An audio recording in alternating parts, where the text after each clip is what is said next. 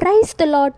ஸ்கூலில் 2 குழந்தைங்க இருந்துச்சான். ஒரு குழந்தை அருகில் இருந்த குழந்தைய டிஸ்டர்ப் பண்ணிக்கிட்டே இதனால் தப்பு செய்யாத அந்த 2வது குழந்தை மேம் கிட்ட திட்டு வாங்கிட்டு, நீ என்ன திட்டு வாங்க வச்சேல்ல, ஏற்ற சமயம் வரட்டும், நானும் உன்னை மேம் கிட்ட போட்டு கொடுத்து உன்னை திட்டு வாங்க வைக்கிறேன்னு காத்துக்கிட்டே இருந்துச்சான். கொஞ்ச நாள் போச்சு. ஏற்ற நேரம் பார்த்து அந்த குழந்தைய மிஸ்கிட்டே இருந்து திட்டு வாங்க வச்சுட்டு, இதனால் இந்த பிள்ளைகளிடையே சண்டையும் வெறுப்பும் அதிகரித்துக்கிட்டே போனது மட்டுமல்லாது, உண்மை என்னன்னு பார்த்தீங்கன்னா, இந்த 2 குழந்தைகளும் அவங்க ஸ்கூல் டீச்சர்ஸ் அண்ட் ஸ்டூடெண்ட்ஸ் பார்வைக்கு சண்டை போடுகிற பிள்ளைகளாகவும் சேட்டையான பிள்ளைகளாகவும் தான் மார்க் ஆச்சுது. இது ஒரு சின்ன விஷயந்தான், ஆனால் இது அந்த குழந்தைகள் அந்த ஸ்கூலில் படிக்கிற காலம் வரைக்கும் தொடர்ந்துக்கிட்டே இருந்துச்சு.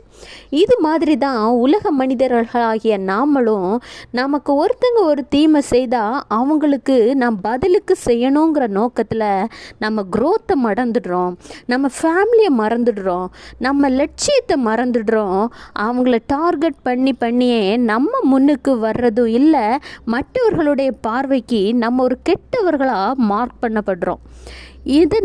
இதன் பாதிப்பு 2 நபரை மாத்திரம் இல்லைங்க, 2 குடும்பங்களை, தொடர் சந்ததியை பாதிக்கக்கூடியதாக இருக்குது.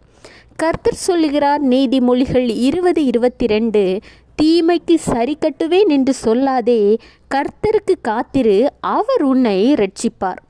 ஒன்று மட்டும் நீங்கள் யோசிச்சு பாருங்க, ஆண்டவராகிய இயேசு கிறிஸ்து நம்மளுடைய பாவங்களுக்காக இந்த உலகத்தில் வந்த ஆண்டவர் எவ்வளவு எதிர்ப்புகளை சந்திச்சாரு, தீமையானவர்களால் எவ்வளோ அவமானப்பட்டார், எவ்வளவு வேதனைக்கு உட்படுத்தப்பட்டார். அவர் எல்லாவற்றிற்கும் பதிலுக்கு பதில் செய்திருந்தா அவரை இந்த உலகத்தின் இரட்சகர் என்று நாம் சொல்லி இருக்க முடியுமா? அவரை போல நம்மளும் பரிசுத்தமா அன்போடு வாழணும்னு அடுத்தவங்களுக்கு நம்ம சொல்ல முடியுமா? அவருடைய பொறுமையும் சாந்த குணமும் மாத்திரமல்லாது, தனக்கு தீமை செய்தவர்களுக்காகவே அவர் சிலுவையில் மரித்த அன்பு கடைசியில் அவருக்கு தீமை செய்தவர்களை தங்களுடைய தவறுகளை உணர்வடையும் அளவுக்கு அவர்களை கொண்டு வந்தது.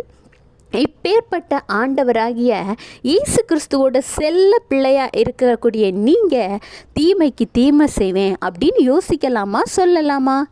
கர்த்தருக்கு காத்திருங்க, அவர் உங்களை ரட்சிப்பார். Have a blessed day. Jesus bless you.